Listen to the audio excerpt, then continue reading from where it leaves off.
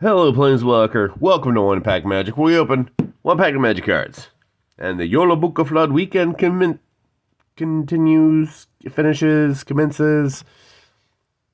One of those words is right. Anyway, one more pack before we start off on another week of merriment and madness. So, one more chance to get a Gimli.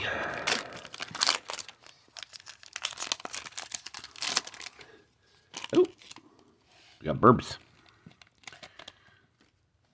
Alright, we got Guar, greatest of all eagles. Alright, just a regular one. Oh, we got a foil of the showcase art for Swamps, the Dead Marshes. Mordor.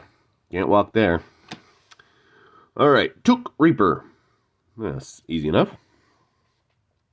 1 and a white, halfling peasant, 2/1. When Took Reaper dies, the ring tempts you. Huh. That's odd. Nimble Hobbit.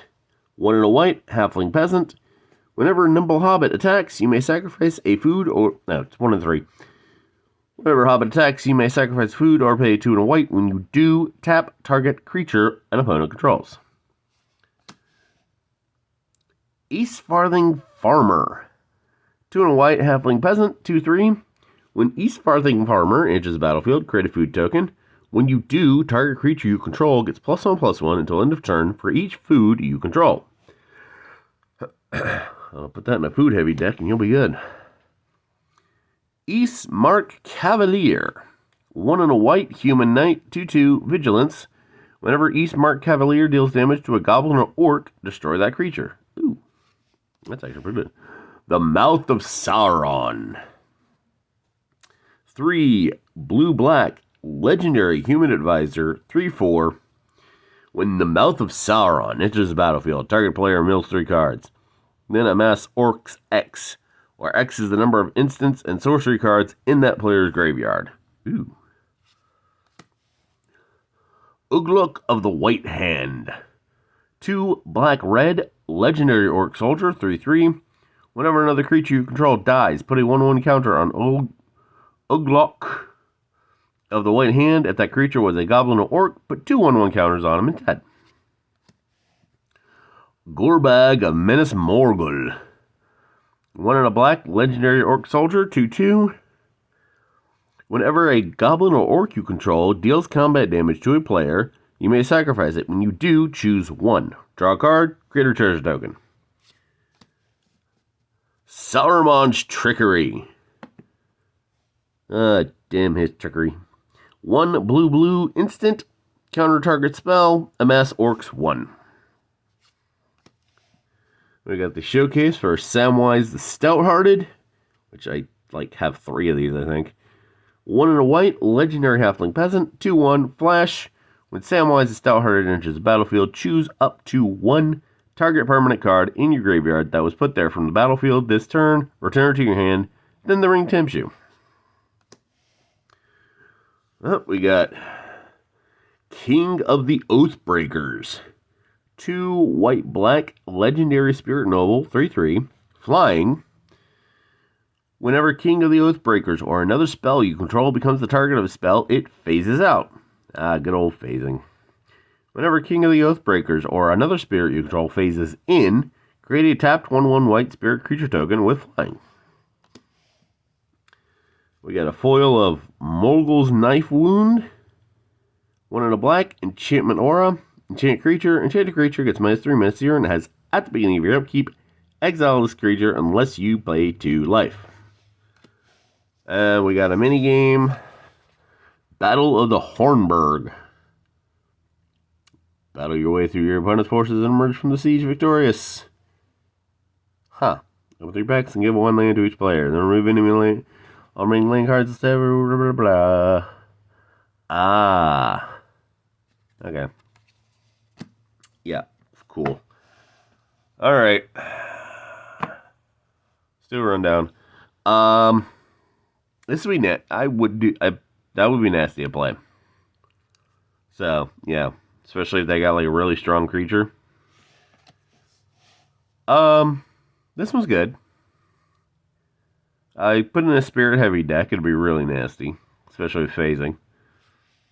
Add more spirits.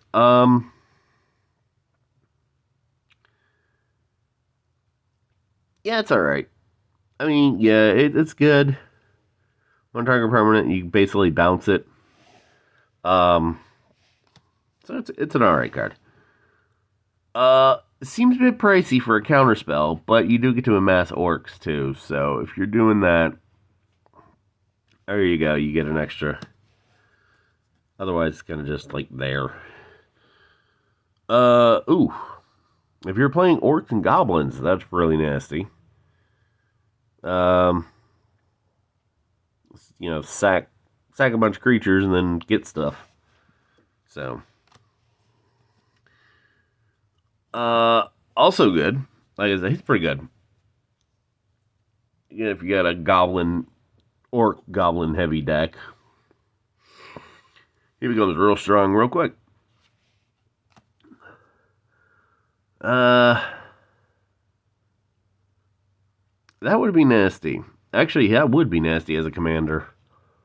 I mean, just every time he comes into the field, mill 3, and then amass orcs. Put him out again, mill 3, amass orcs again, +3. You have an unstoppable orc army before too long. I do like that. It's basically as death touch for orcs and goblins. So, get a couple of those and get some stuff like shapeshifters that'll copy the ability. Have some fun. Like I said, if you did a food heavy deck, that would be pretty good. There's enough food cards out there that the food deck could be nasty. Speaking of food, it's not a bad deal. Sacrifice food. You could sacrifice creature. I mean, like I said, unless you're playing not really. You know what? I'm not feeling it. I probably would not play this because again, not feeling it. Basic land, that's pretty cool. All right, MVP.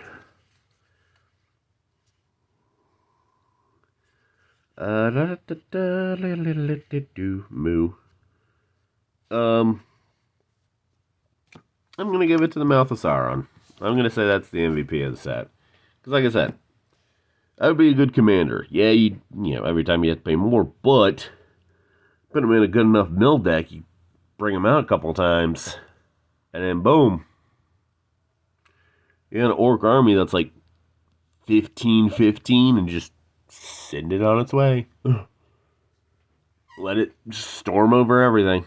So yeah, that is Lord of the Rings, Tales of Middle-earth. Yes, this video is a little fast because I'm expecting company for Jolabokaflod.